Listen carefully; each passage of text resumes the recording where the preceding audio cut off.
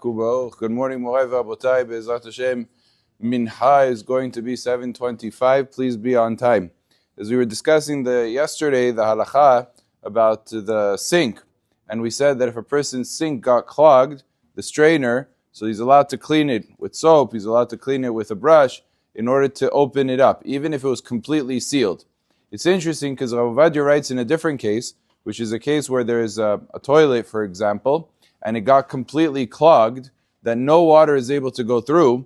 Rav Ovadia says one is not allowed to take a plunger and to open it, even though the plunger is not necessarily an equipment that's a professional equipment, and it's really relatively easy to do. A few times you go ahead and give it a few bangs, and you put the water pressure, and it usually clears up. It's not allowed to be done on Shabbat, and he says it could be even a concern on a Torah level, that a person is violating Shabbat on a Torah level by going ahead and clearing out the clog that might be in there. Although he does say if there's a little bit of water flowing and you're just making it more, so the water is flowing but it's just not flowing as well as it should be, he says there you could use it, but not if it's completely clogged and no water is going through in or out, then it's asu. So there's a big question really, what's the difference between the toilet and the case of the sink? Rav Yitzhak Yosef says in the toilet it's a problem, and only through a goy would one be allowed, and even in that case, only when there's a big need, meaning it needs to be used on Shabbat, and there's no other option, there's no other alternative, it's not like there's another bathroom or something,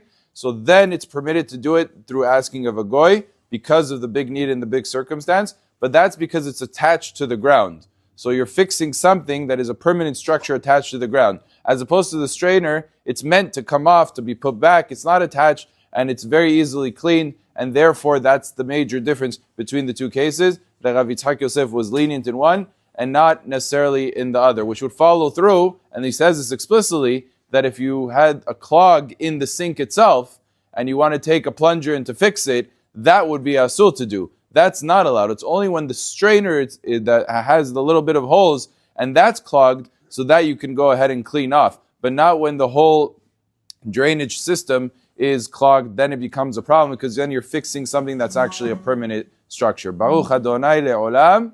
Amen ve'amen.